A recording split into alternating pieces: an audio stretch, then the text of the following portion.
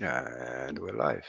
Oh, and welcome to another edition of Life is People. Well, it's returning again today, and we were just talking about before we went live. It's kind of feel we're very honoured to have you on tonight. But it's returning tonight, Paul, and obviously it's a very big week for you, my friend. But before we go any further, how you doing, my friend? Yes, yeah, really good. Thanks, man. And yourself? Yes, I'm really good, man. No, I mean, obviously, I'm kind of maybe a little bit less stressed than you maybe this week, but. Oh no, it's yeah, big week for me. I'm getting married, so it's yeah, lots of planning and lots of things to do. So I'm just moving into another room because I've got my dog in the lounge, and he's decided to play with all his toys. So that's better. Now we're nice and quiet again. No, perfect. Well, like I say, from the conversation we had last time, we kind of covered a lot of your piano areas, and there is a lot I could talk to you about that. But I think we kind of, at the end of that conversation, where we wanted to pick it up tonight was basically this whole other interest you've got, which you kind of alluded to last time, was this modern railways and just the in-depth, I don't know, fascination you have it, really, because obviously people can follow your YouTube little videos, and I've been avid on them. I think they're fantastic. So, I mean, for a start, really, I think my sort of first sort of question is, and I think we kind of alluded to last time, but let's sort of, pick up for those people who don't know that. Where did this sort of interest in modelling and particularly the model railway start? Well, I think initially it came from having an interest in trains, really. I mean, my grandparents were very much into railways and things like that, and he was also a clever engineer. He built some steam engines and things, and I guess it just kind of passed on to me, really. And then through that, I ended up getting into doing modelling as well. So, could you remember what age you were when you first had your model railway kit? I mentioned this myself because when we were young, it was almost a desire to have a railway kit. It was always one of those things about break. So, what age did you get your first railway kit? Well, I think when I was about, perhaps could have been my third birthday, actually. I remember getting this train set that was it was battery powered, but if you clapped in the air, it would go, and then if you clapped again, it would stop. It was called a clap and go train set, and it was amazing, and it was just absolutely brilliant. I remember it being sort of bright red and yellow with lots of yellow track, and it was just, it was like, wow, it's brilliant. All plastic, and I remember that, and I think kind of almost every year I would get some kind of railway thing for Christmas, and eventually it branched out into getting, like a new Hornby electric train set, for Christmas every year, sort of in the 80s when, and early 90s when Hornby train sets were like really cool. They'd have these fantastic pictures on the front of the packaging, and it just, that whole 1980s Hornby train set era for me was just absolutely iconic. I think it was a great time to be a kid in, especially at Christmas time. If you're in the UK, and you get like a diesel shunted train set or the Intercity or something, it was brilliant. Just a great time to be a kid. Oh, I completely concur with you, my friend. Paul, will you just turn your mic off, mate? I get a really bad echo.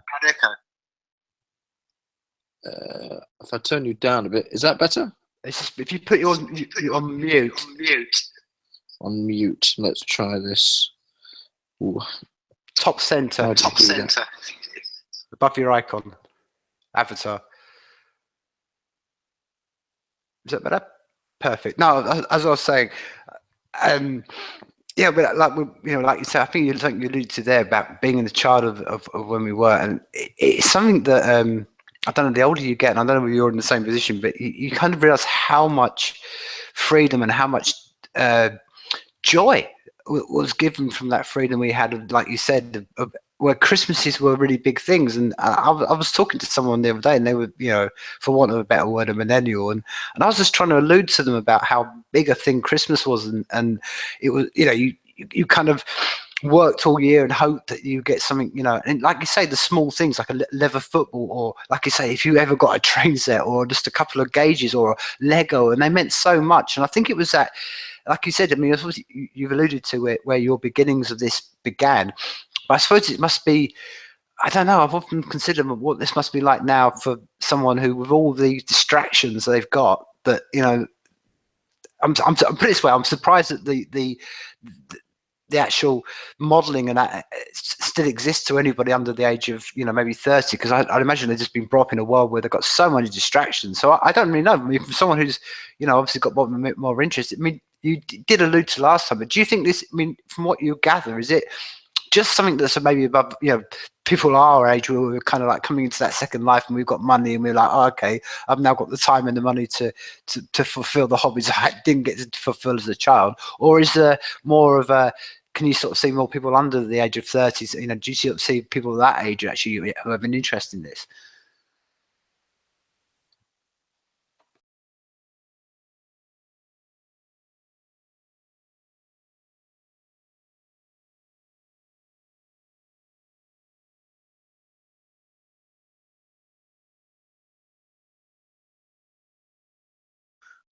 I'm making great YouTube videos with it as well. It's really, really good. But at the same time, there are one or two kind of younger people that are coming into the hobby.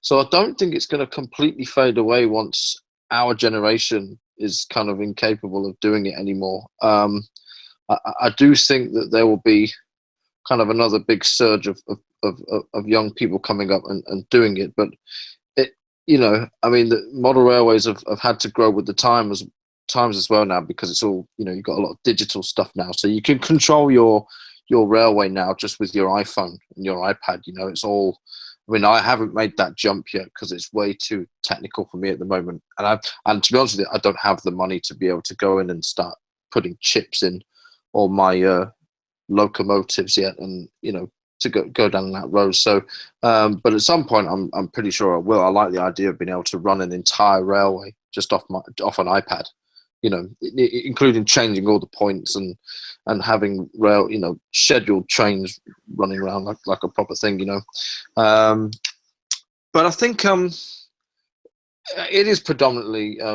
sort of older people who, and the youngest of the oldest being people who grew up in the 80s and got those Hornby electric train sets for Christmas, because it was, I had one or two friends at school who would also get them as well, and would collect them, and it'd be like, well, what did you get this year? It was like, oh, we got this, we got that, and it was it was just brilliant, really, really was. And growing up in the military as well, I never got a chance to have like a baseboard somewhere permanent to set it up, until one day we ended up in Swindon.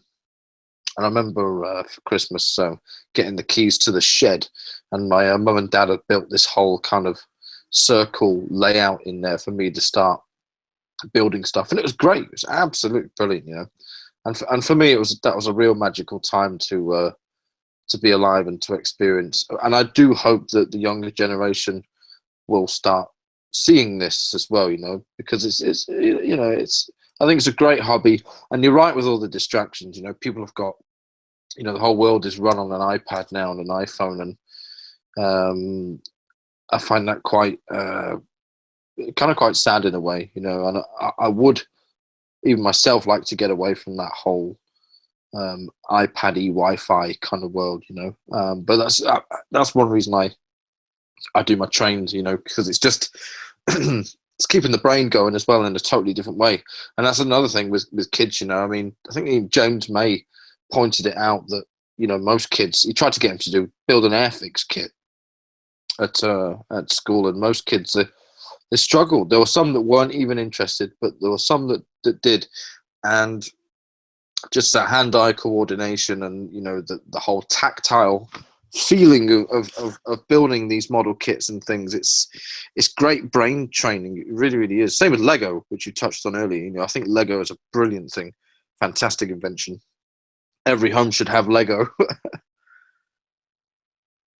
Yeah, you're completely right, my friend. And I think the other thing that you've just touched on, which is before I jump into the point I wanted to ask you next, was, but I think what you've just alluded to there about the tactile element is something that's I don't know. I think, I mean, I don't want to get too deep on this, but I think in the age that we live in, with increasing complexity, I think one of the edges we've got, particularly before AI starts to rise up, is we've got creativity, and half the point of creativity is, like I said, it's using all senses, and it's great that at the moment we're all delving into computer coding, and that's great, and there's people delving into doing all sorts of stuff, but there's a whole sense of what we are as humans, which is, like you say, touch and connecting touch and sight and a feel and stuff. And this kind of, like I said, leads into the question I really wanted to sort of start with, because I think I really want to open this up to anybody maybe listening, thinking, okay, how do I get into this? And what sort of, and it's almost like let's ask the simple questions or the stupid questions they may be seeing. But so you mentioned then a baseboard. So I'm that's obviously the very first part you begin on. So the question I really want to sort of start. So what comes first? You've got your board.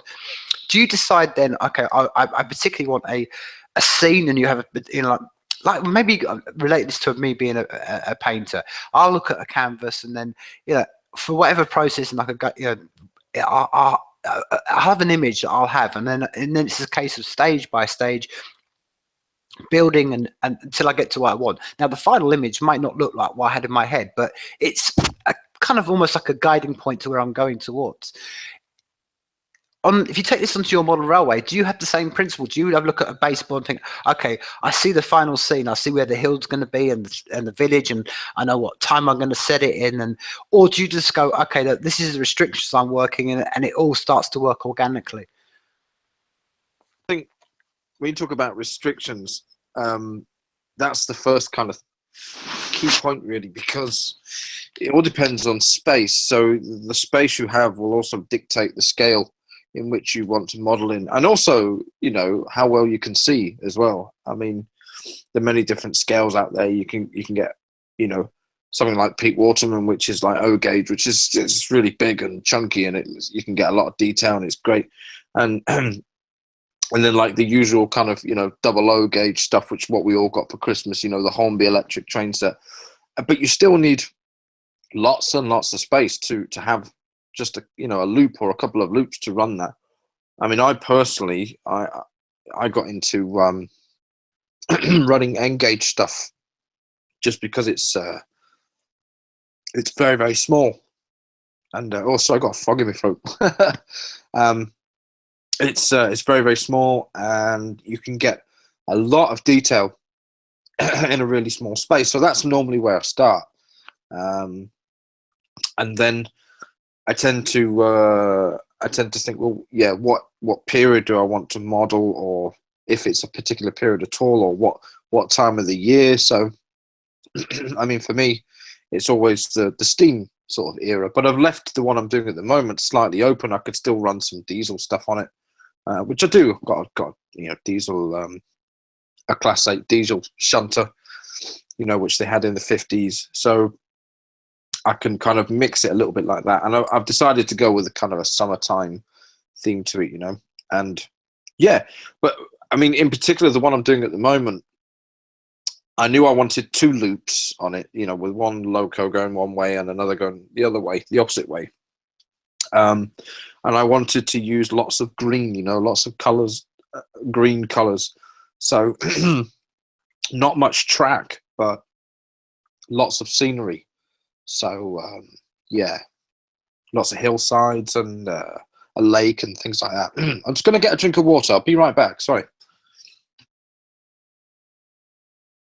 No worries at all. Like I said, what's fascinating, again, maybe people, go and watch some of your videos, which I'll put the links into, but they can find you on YouTube anyway. But what's fascinating about your whole process, and I think you've just spoken upon it there, and it is watching your step-by-step building, like you say, from a baseboard upwards. So people can watch your start, like you say, like you just spoken to. You'll have two tracks going one way, and you can just watch the fine, intricate details you go into every element of of what's on this baseboard, for a better want of a better word. So the intricate scale that you do the house, and this is where it touches into true artwork, my friend. And I'm fascinated to hear your whole thoughts on scaling up and scaling down. But for instance, I was watching your just your recent one on rocks, and just the process of doing the rocks and how the elements you go through. And I mention all this because it's kind of like there's a special, I don't know, I think it sort of ties in with you being a pianist.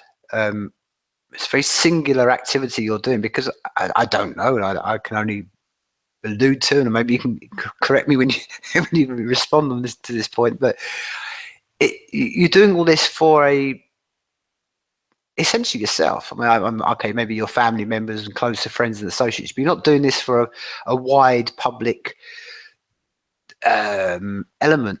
But you have so much, like I say, so much detail and precision and time and construction and building elements for something, like I said, not many people are going to see. So that is, I think, is the other element of it that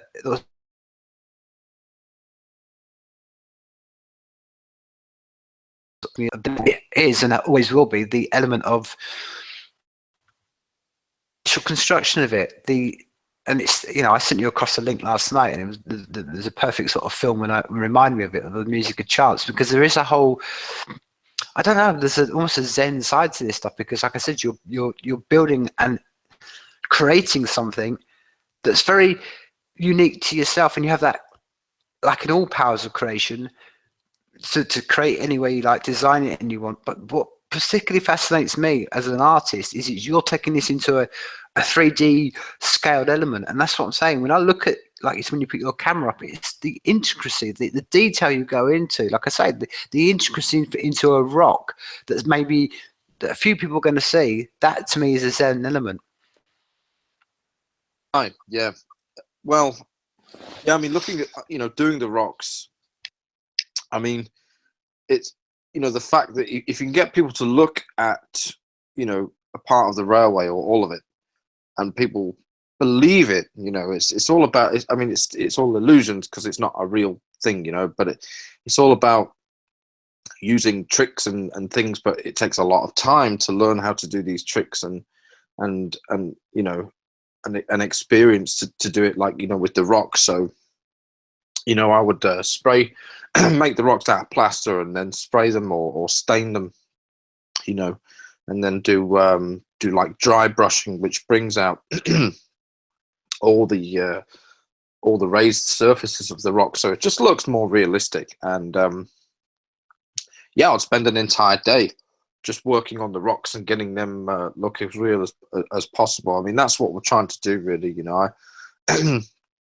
I have this need inside me to create things, because I believe that's part of who we are. That's our part of our makeup, is that we like to create things, and that's very, very important. And I do essentially do this for me, even though I've been video blogging the whole process of this one.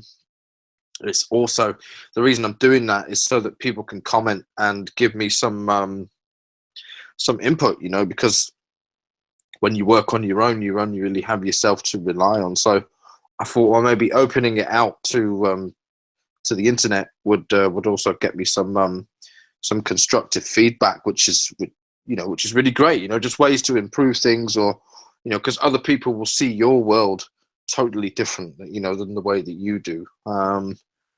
But ultimately, as long as you're happy with what you've created, then that's all that really matters, to be honest with you.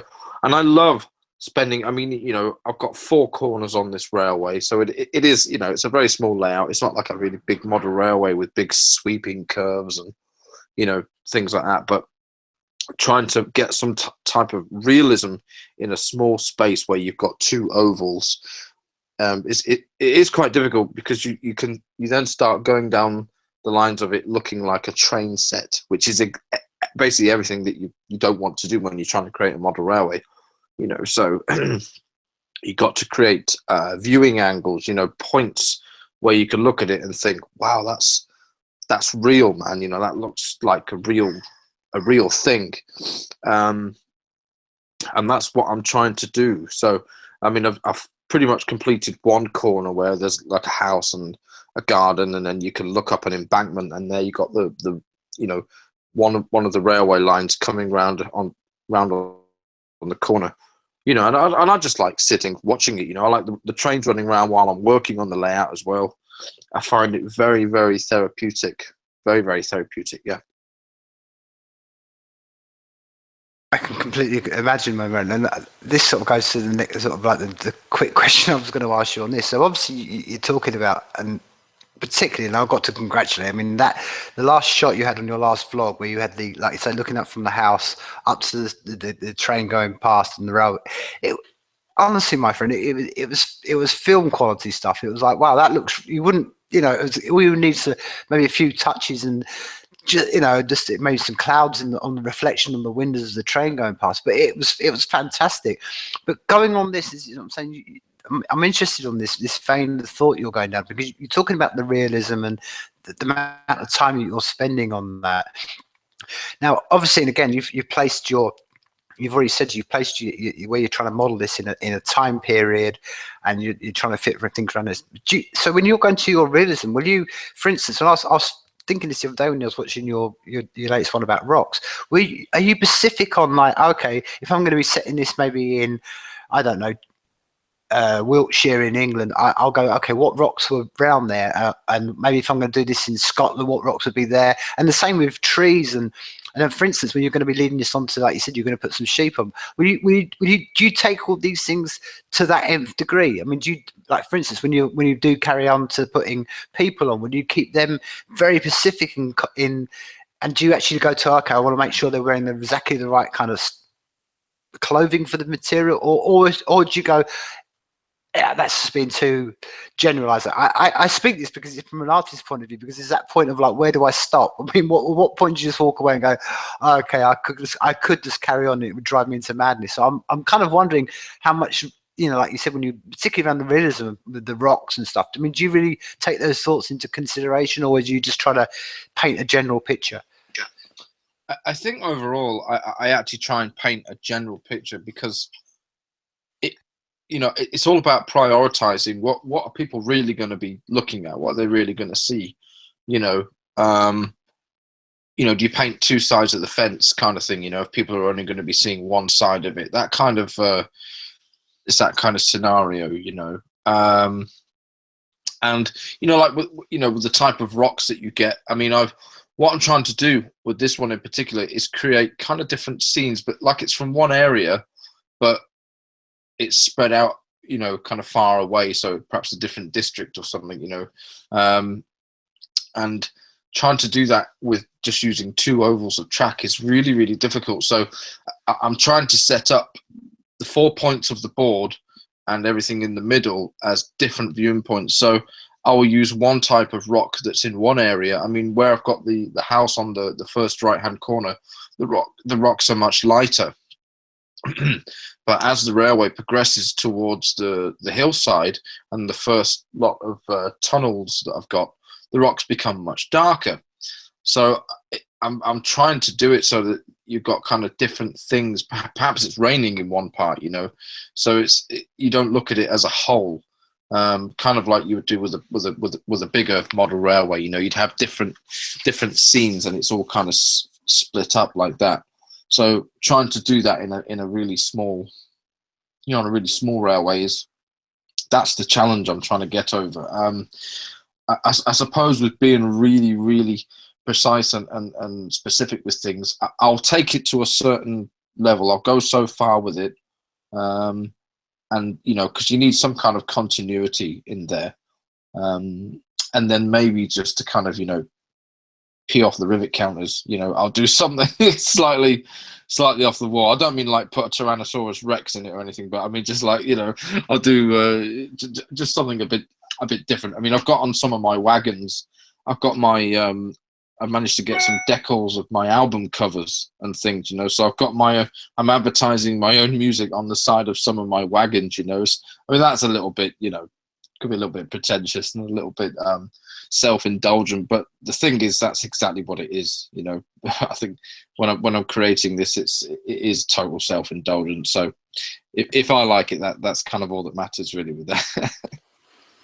Well, on you know, again, so someone who's maybe further down the rabbit hole with this, has anybody kind of blended two kind of, to me initially I'm thinking the two kind of disciplines would almost be at some point, you know, blending into each other. The idea of what you just talking about, preciseness and realism and what you're doing, and maybe like, or you know, looking after bonsai trees and stuff. I'm thinking, well, wouldn't a perfect little bonsai tree be perfect for a model railway? And you can almost get two of the two Zen disciplines mixed into one. So is that something you've ever come across where people are actually starting to mix bonsai planting with a model railway to get that kind of, you know, almost like I say, a blending of two kind of disciplines? Not personally, but I think that's a great idea, especially if you're modeling in O gauge or something, or maybe even double O. And if it's a garden railway, you know, or in a nice big greenhouse, I think that's a fantastic idea. You could model real trees. The only issue you got with that, and obviously you've got roots and things, and it kind of moves, you know, during the seasons, and you know, there's a lot of wood involved as well when you're doing some of these model railways, especially on the baseboards, and you're building things up, and you don't want the track to end up like a roller coaster, you know. So you've got to find a way of having the trees there, but so they don't interfere with any of the actual railway itself. But it could be a really good idea. I've always fancied the idea of having an awesome garden railway, preferably in a nice big greenhouse where you've got running water as well, and a really, you know, lovely big viaduct going over a pond, you know, something, and a waterfall. I mean, that would be the ultimate model railway for me, I think. But because it's inside, you know, it'll be a bit more controllable with the temperature, you know. It'll be really fantastic. Yeah, great. Like trees, though, that could be something quite good. Well, my friend, on the ultimate kind of railway one, and again, maybe a sort of when I released back to when I was a chubble in the town I grew up in. I grew up in Sussex as a child. We had and again, don't ask me what gauge it was, but it was a scaled up miniature railway. So it went around the whole park basically. You sit, and it wasn't like a cheesy kind of like you see on Seaside Resort one, but it was raised above the ground. It would take you through the little woods, and oh, dude, as a kid, it was the best thing in the world. And I remember once there was kind of a rumor that somebody, you know, somebody knew somebody who had one of these, you know, in their back garden. It was always, I remember as a kid thinking, that was the dream. If I ever get to an adult and I could have a piece of land where I could have a little, you know, like just sit on it in the mornings, all around a piece of land. That to me was like a pig in a pen of happiness for me. But so that one, that was always my ultimate railway woman, because like you say, when you're thinking on that level, again, I suppose that must be almost taking some of the same skills up, but then you are getting into almost landscaping and that whole level of things, I suppose. Yeah, well, I mean, I actually do have one of those 3.5 inch gauge locos, which my granddad built, which has just been renovated. It's a live steam thing, you know, and it will pull about 30 people, I think. I mean, it's pretty powerful. It's a coal-fired thing. I've just had it renovated, and I'm still paying for it at the moment, so I don't actually have it over here. But it's meant for a big park or a garden, and it's a beautiful thing. It really, really is. So the idea is one day when I get a garden that I can manipulate, I would like to do some kind of landscaping and build this railway through the garden. It will go over a bridge and on tunnels and things. It'd just be great fun. But I do actually have one of those locomotives. Yeah. Very, very nice indeed. Now, the other element that, again, I've always, and I think I relayed this to you last time, and I knew an old gentleman when I used to live in Leeds, and he'd literally, this become his obsession. He started with one little board, finished that up, And like I say, by the time I got to know him, he, you know, literally taken, it was in a terraced house, a classic English terraced set of houses, and he had his whole, basically every room apart from the one room we had a bed and he lived in. Every other room was just masses of these things all joined together, and he had kind of weaved them all together and connected them all, and apart from the ones that went up the stairs and stuff. But so my question to you is, I mean, so for instance, when you do at that point, you get to the point like you're working on now, the board you're working on now, and you step back and go, okay, that's done. Is it ever done, my friend? I mean, A, is it ever done? And the second point to this one is, what happens to, just generally, I mean, I've always wondered this, what happens to these, you know, people, all the effort that people like you do, you know, like I say, it's not really a public thing, and you're not going to galleries and seeing people showing this. So what happens to them, man? I mean, for instance, could someone, a member of the general public, go on to the, you know, buy one of these already made? Or I don't know. I mean, I've always just wondered, like, you know, obviously people move houses, kids come along, you know, families come along, and that must be one of the first things that people go, look, that room must be taken up now by, you know, little Johnny's nursery, rather than the whole room being full of by railway modelling equipment. So just on that general one, I mean, well, like I say, for instance, particularly relating to you, when you finish this one, what's your plan? When you got any sort of plans to, you know, connect that one and move on, or just that, you know, I'm thinking like anything else, and particularly being a pianist, and that I understand that it's kind of something we creative people have. I can't see you sort of finishing this one and going, that's it, I'm done with this now, I'm walking away. I mean, I can't ever imagine that happening. Well, I think the most important thing is I've got a very understanding, wife, so to speak. She will be next week, but you know, I mean, I have a whole room that's basically dedicated to my stuff, which is cool, you know. I mean, I got my studio in there, but I also use it as my modeling room as well. So that's kind of my that's the full room, you know, like a man cave, which is really, really great, you know. I mean, yeah, the issues I've had in the past is it's not because I've been told to get rid of them. It's just that moving houses meant that I've had to get rid of stuff. I mean, when the last one I made, it was only half finished, really. That was in Southampton, in England, before I moved here. And I sold it on eBay. A gentleman came and picked it up, and he was a disabled guy, actually, and so we put it in this van for him, and his helpers just, you know, were over the moon, because he would just sit and work on that now, you know, and he loved it that it wasn't finished, you know, so which is really cool. So kind of handing it over to someone else who I know was going to give it a lot of TLC and you know, get it maybe even a lot better than what I would be able to get it, you know. So that's quite cool. So I had to sell that one, which was kind of about the same size as this, really. I mean, I think because of the size of it, I think I'll have this one done within a year, I'd have thought. I mean, I've been on this one for about 3 months now, and it's already starting to look like a model railway. And I think once this one's done, this is what I'll have for the house where we're living in now, and, you know, and then one day, you know, when we, you know, decide to move because we need somewhere, you know, a bit bigger or whatever, then I'll start planning something more permanent. I think, because what I've got at the moment, it's not really, basically got this baseboard set up on top of a keyboard stand. So one of my music keyboard stands, you know, and it just goes into the corner of the room. It's really, really tiny, but it looks bigger than it is just because of the way I'm trying to make perspective on it, you know.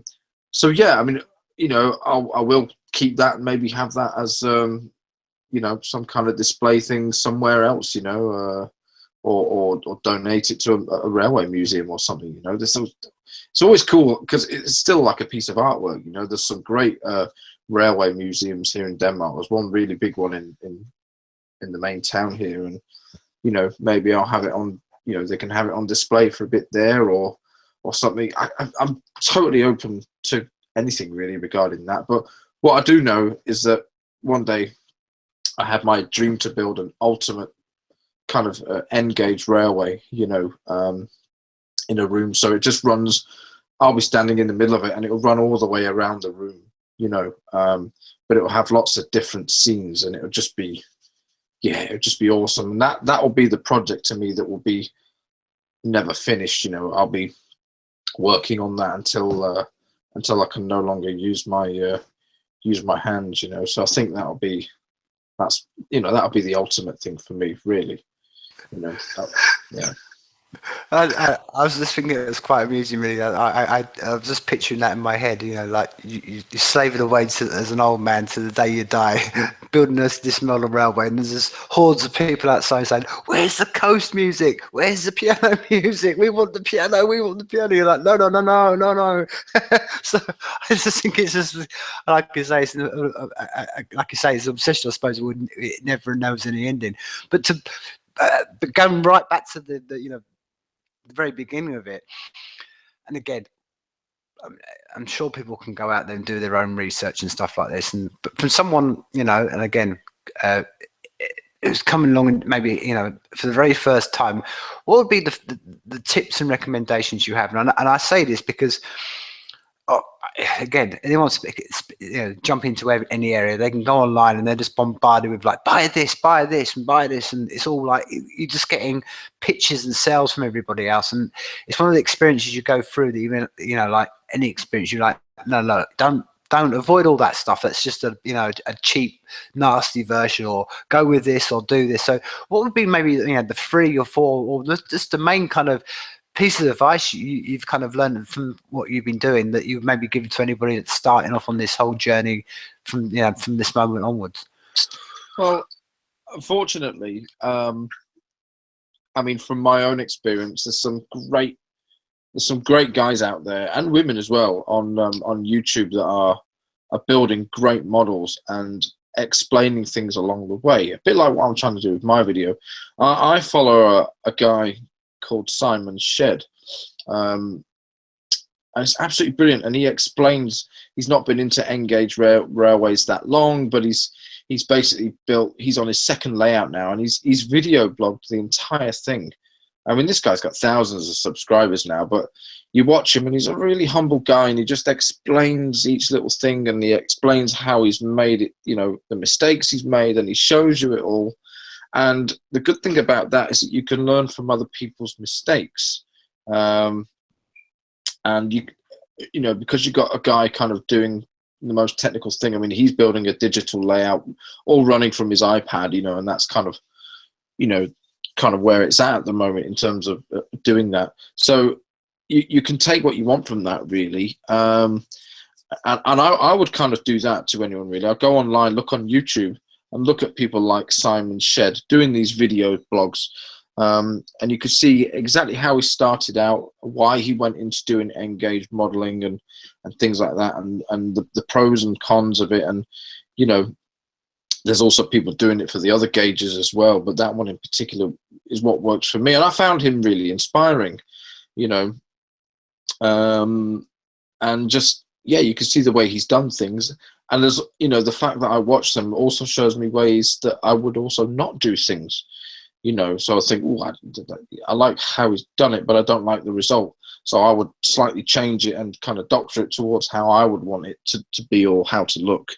Because at the end of the day, it's, there's nothing more satisfying than when you've done something and it kind of looks, it is how it is in your mind. And it's usually even better than how you had it in your mind, when you see it work, So I would do that, really. And then obviously decide on how much space you're willing, or how much space you're allowed to use for setting up a railway, and just go from there, really.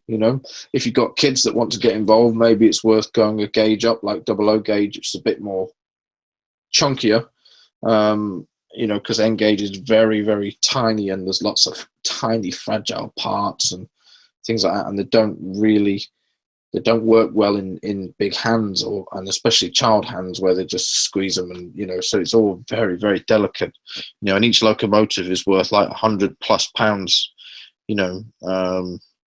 where you can get slightly cheaper stuff for 00 gauge, which is a bit more chunky and a bit more child-proof in a lot of ways, So it just depends on what you want, really. But having a look on the internet, diaries of people building them is a good way to start. Yeah, long story. I mean, I think they were on the side of the train one, and again, you obviously live in Denmark, and again, I was over in Copenhagen just over a year ago, and it was the first time in my life I encountered a train without no drivers, a driverless train. That was a fascinating thing. Sitting right at the front of the carriage, having a perspective you've never had before, particularly in that whole new line that goes out to the airport. It was very, very kind of fascinating. So this kind of alludes to a question I have to you. Really, it's a sort of a two-pronged question. Is there any particular railways that you want to go and travel on and think, okay, that's particular train you want to travel on? Secondly, is there a route you want to travel on? And thirdly, which I know is kind of hitting you with questions here, but the third part of that was, obviously most people would, again, maybe it's very wide brush stereotype, but would associate a lot of model railway with, like you say, steam engines and people doing like that. Is there a whole string to Rodham this area that actually deals with actual, maybe current up-to-date trains, and maybe even projecting what into the future, so that, people could actually designing future designs rather than going back to 1950s?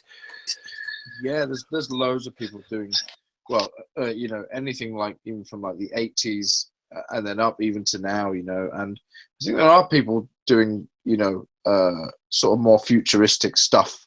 I know there's a guy doing stuff in his back garden. He's actually designing stuff that he thinks will be the future of railway transport, and people doing monorails and things like that. So yeah, there's plenty of that. I mean, in a lot of ways, there's probably even more people doing current stuff, to be honest with you.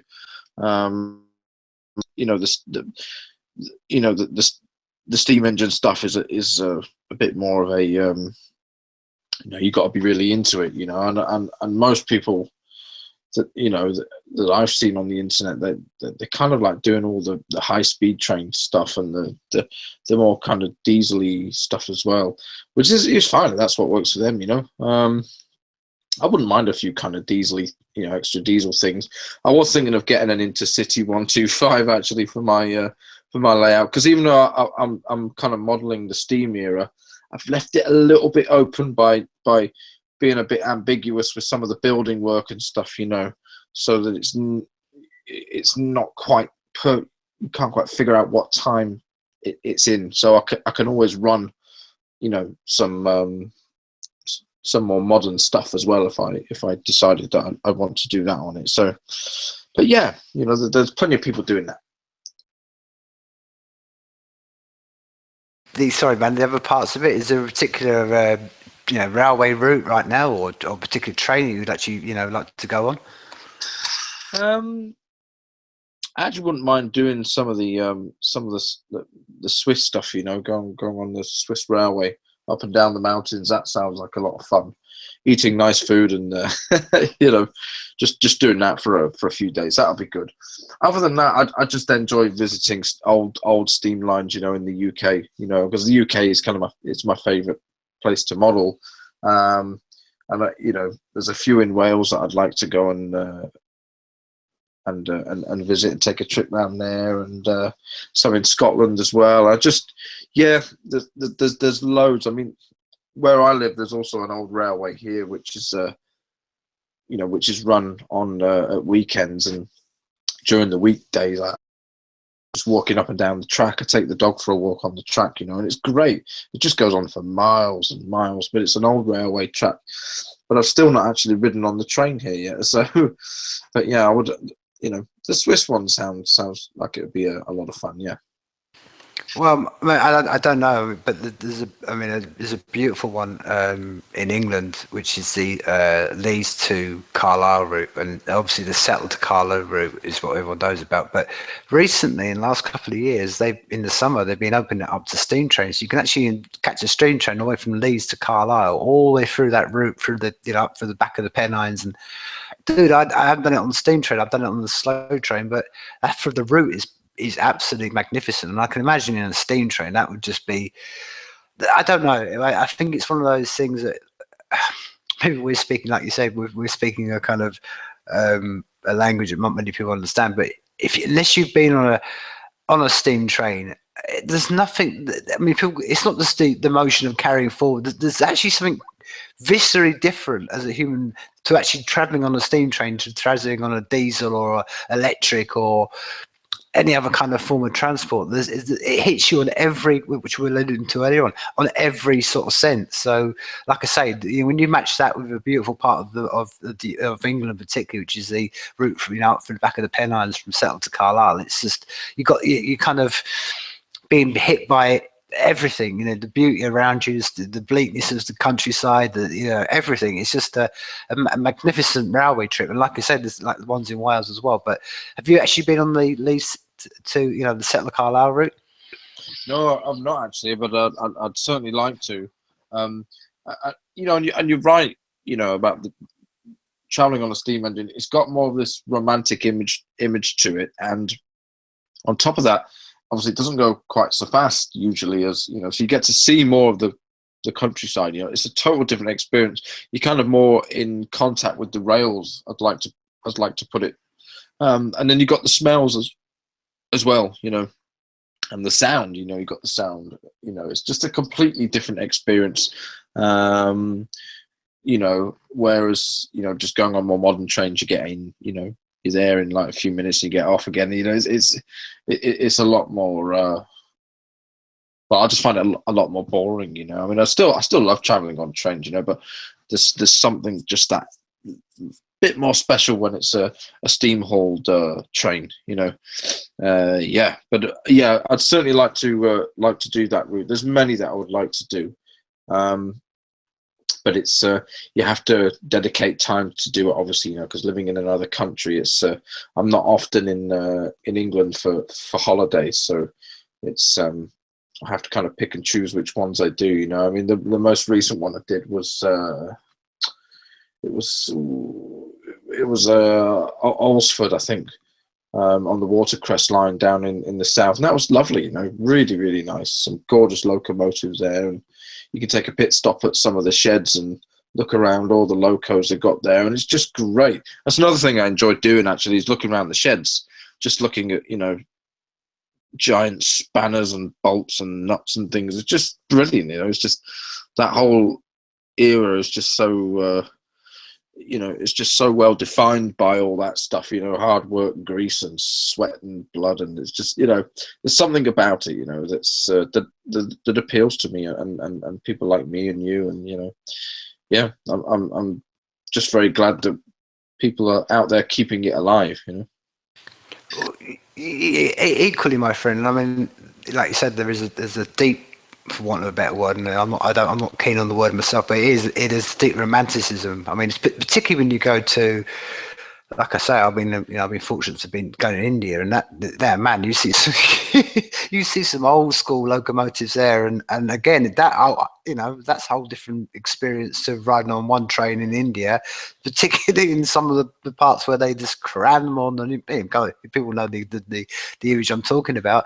But equally, it's like, again, it's one of the experience I think, again, you just alluded to, and I always think this is worth bringing up in conversations like this, and it's one of the things that really hit me when I lived in Argentina. I lived in Buenos Aires. That you see all these railways, and you would see, if you stopped at particular stations, you see, obviously, like all the things you're talking about, all the steel and everything that's obviously gone into building this railway when they built it. But you'll see, like metal sheets and whatever, and stamped inside it would be like, produced in Glasgow, made in, crafted in Sheffield, Leeds, Manchester, whatever.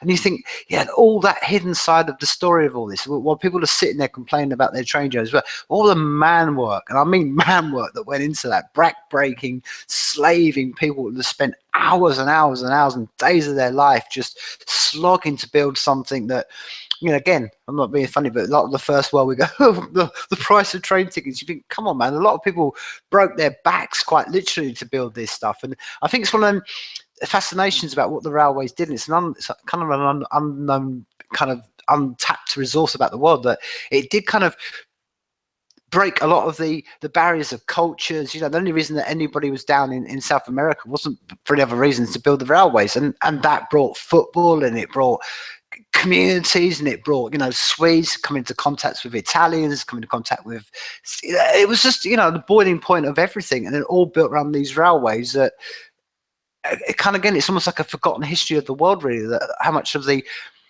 mankind went to build this stuff. It didn't just magically appear one day and there we were, the Royal Railways. It happened by a lot of back-breaking work that, again, seems to be forgotten in our little, march towards progression and where we are as a society now. And I'm sorry, that sounds quite sort of quite passionate and ranty, but it's just, I feel quite strongly about that. I don't know how you feel. Yeah, no, absolutely. I mean, it may even seem that the railways went up overnight, because it was like boom, all of a sudden it was there, and there's a really good documentary that I've seen by Jeremy Clarkson, actually, and it was all about, they were voting about who was the best Britain, the best Great Britain who ever lived, and they voted Isambard Kingdom Brunel, and he went into all about his life and all the things that he built, not just railroads, but like ships and docks and bridges and all that sort of thing, and how he built the modern world, basically. And yeah, it was absolutely incredible. And you're right, because the railways connected everything that we know about how we live now. It was kind of like the first internet, really, because it just connected everybody. It connected people very, very quickly, and so people could get to places quicker. People could, it even changed time, that's why we have the Greenwich Mean Time now, because everything, the railways were able to get to places which are in the same time frame, so to speak. So it's, before that, clocks were at different times, in different parts of the country. So it was really groundbreaking stuff. And yeah, it was, but not just for people building it, but for the people running it as well. Long days and hot and sweaty, and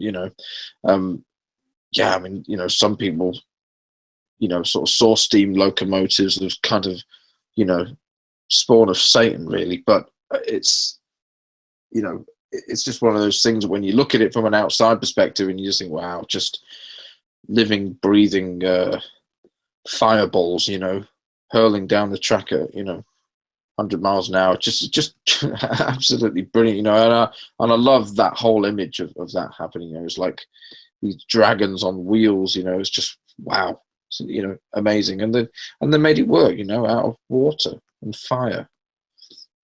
Just simple things, natural things, and yeah, just unbelievable. Really, really, really, really was a fascinating time. Yeah. You're completely right, and I that, and I've my accountants always, like you say, my friend, it's always talked about, particularly in America.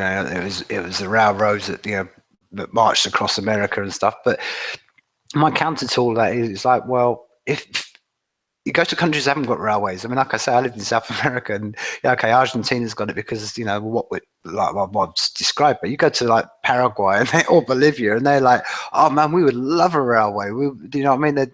You notice the difference of being completely off that grid, as you say.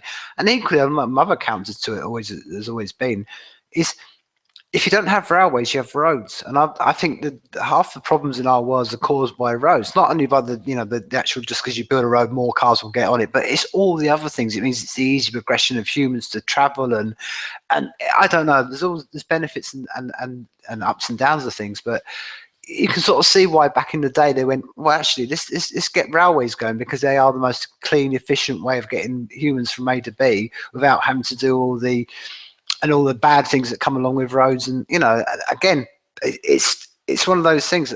Again, when you go to a country, and you probably notice that I've never met anybody in the country that hasn't got a railway. Always wanted, like, oh, I wish I had it, because this is the other thing that's fascinating about all this, my friend. You said was not only the speed they went up, but in essence, that's what I'm saying. The railways that are in Argentina now, or in India now, or they were built back then, and they're still lasting to this day.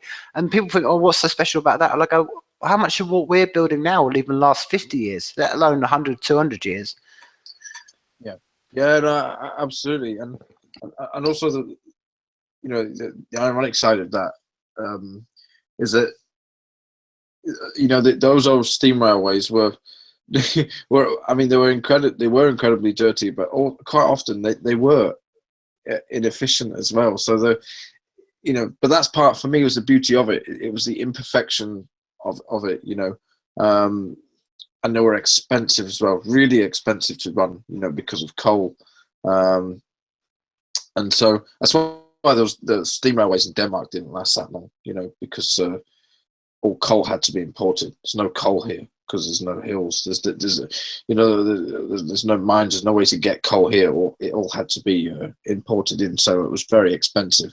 So they soon put diesels here, you know. But yeah, I think it was.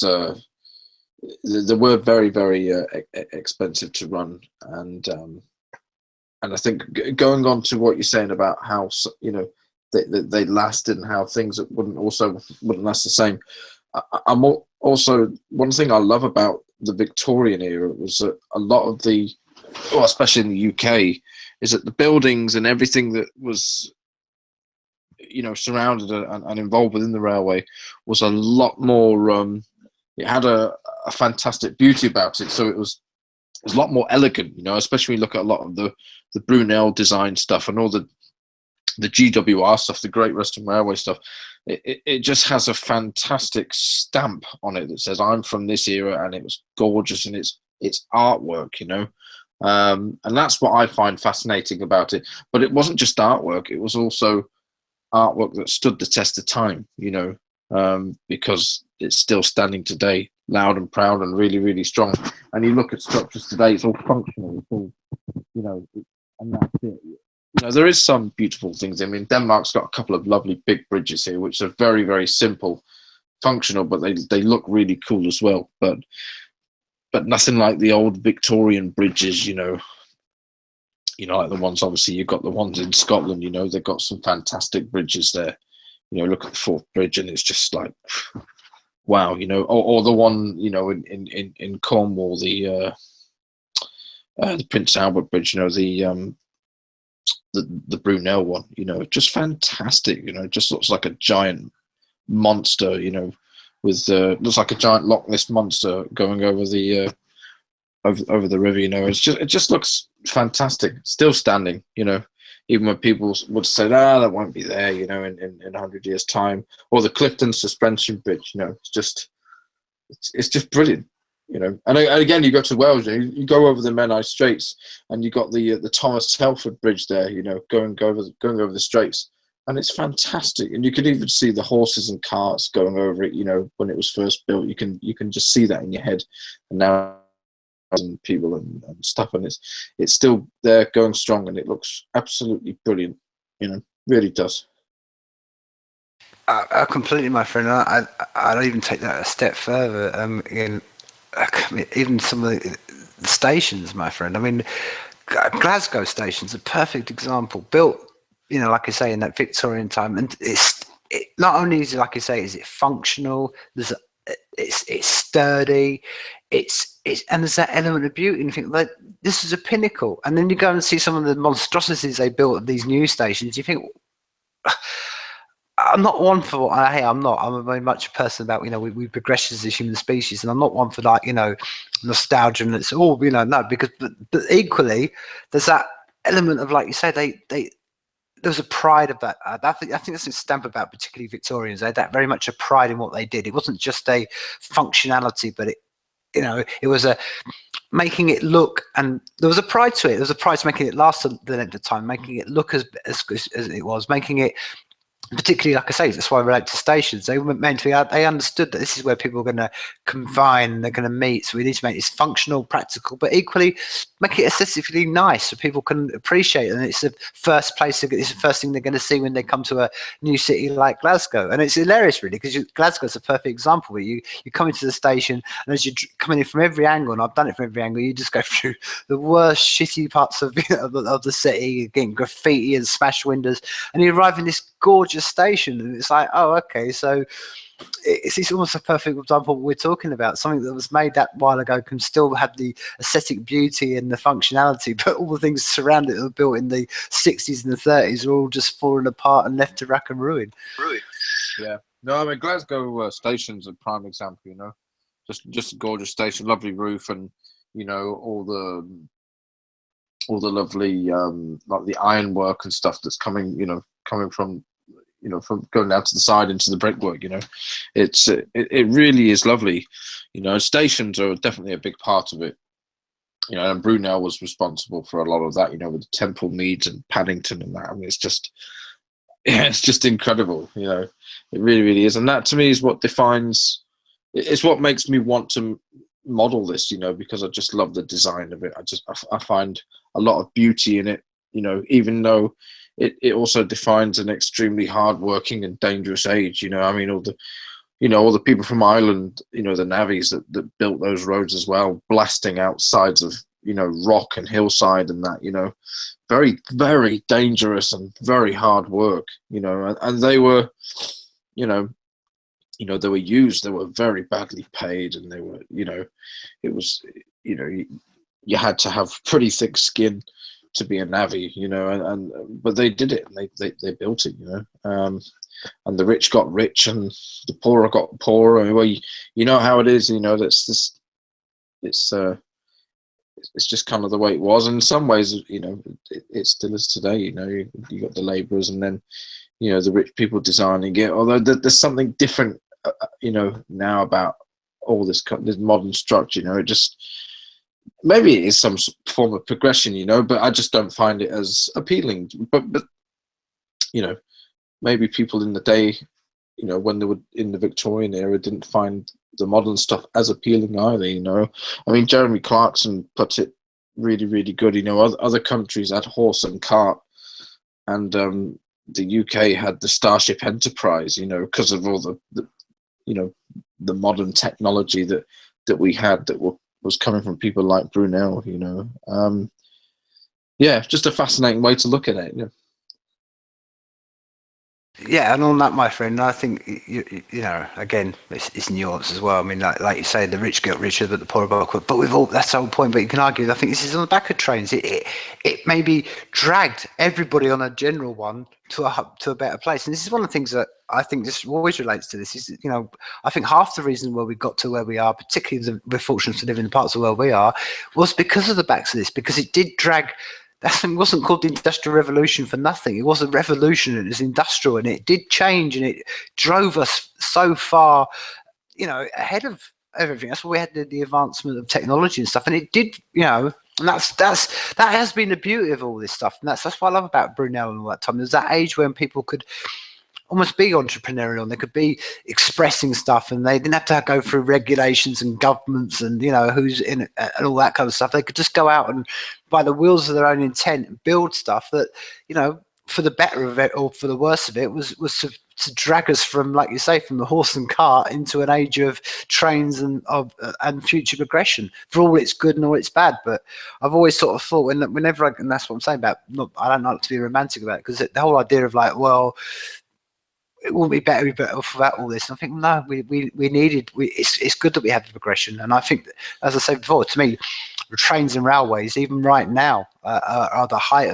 of just aesthetically looking beautiful things. That's what I'm saying. Even and I've got my own thoughts on these high-speed trains and stuff like that, but you can't deny they look aesthetically beautiful. They are just the shape of a train. It's always going to look like a beautiful object, and the mechanics of it, whatever they do with it. So I just that's just my general thoughts on that. Well, look, friend, I mean, we spent an hour talking about model railways and stuff, and I just wanted to quickly allude to you. You did put this tweet out earlier on about you're going to.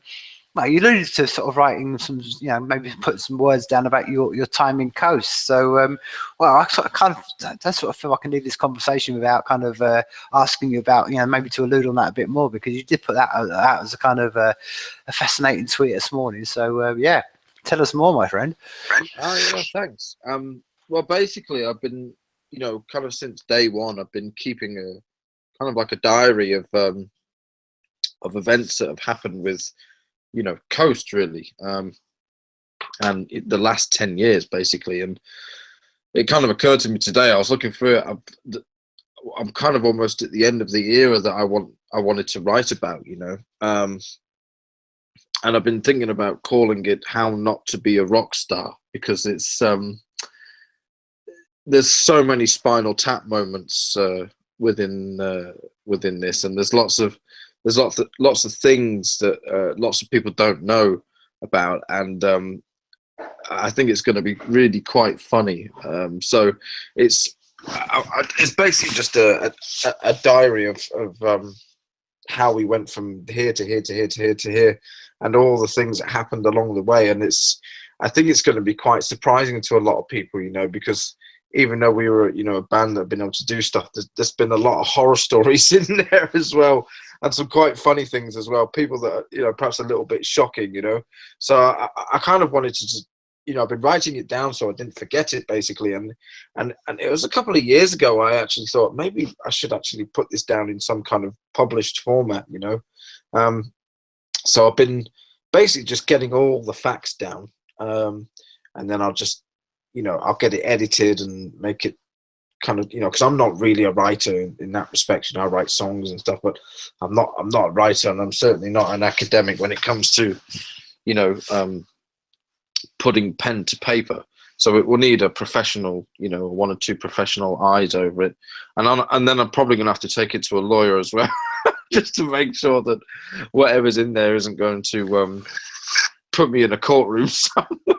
But other than that, I think it's going to be quite good fun, But the first 10 years of Coast, then I'm hoping to get something done by next year, and I'd like to have it in a hard copy as well. I'd rather people pick it up and read it than having it on the internet. So I'm wanting to do that. I think that would be good fun. Yeah. Well, my friend, I think my only kind of words, maybe my words of advice on that one, or just the thought process of that one, be, and I agree with you completely. I'm very much one on having physical copies of things. I think it's been a theme throughout our conversation tonight, about the actual aesthetics of touch and having all senses appealed to, rather than just one on this blank screen in front of us. So I'm completely behind you, but I think one of maybe something, I don't know if you considered it, but we'll be putting out little snippets on.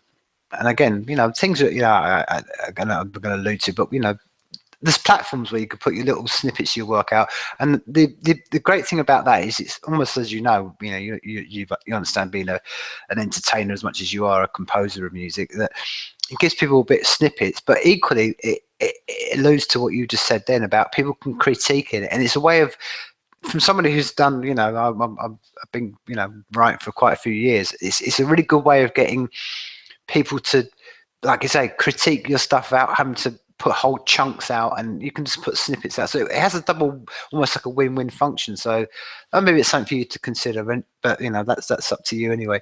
Look, dude, I'm going to finish tonight. I want to play out with someone just put it there, obviously off your EP. So while I'm queuing up, again, thank you for your time tonight, man. It's been again feel like I've kind of scratched upon the surface of a rabbit hole that I far more about, and you could spend hours talking to me about. Well, there'd be, as I said before, the door's always open. We have to make this a regular conversation. But as I am queuing this, I want to say thank you for your time tonight, my friend. And while I'm queuing up, maybe just sort of again, just tell us a bit about the inspiration or the thoughts behind the track. Someone just put it there, and I'll play out with it. But like I say, thank you very much for your time tonight, Paul, and I look forward to speaking to you again soon. I know. Thank you as well. It's been an absolute pleasure, as it was last time. We should definitely do this again. We'll get another topic going next time. So that'd be really good. But yeah, that EP. Some of it actually started as kind of improvisations. Actually, I think that one, someone just put it there, and there's another one called Bubbles as well. I think I called it Bubbles because I actually wrote that melody in the bath. But that one in particular, the one you're playing now, I think it started as how a lot of things I write. It starts off kind of as a jam, and then I get some melodic structure to it. And I think this one in particularly started out as a complete blank canvas. So I put my fingers to the keyboard, hit the record button, and I started playing, and it developed into what you hear there. So I think it's a complete improvisation. But yeah, so it's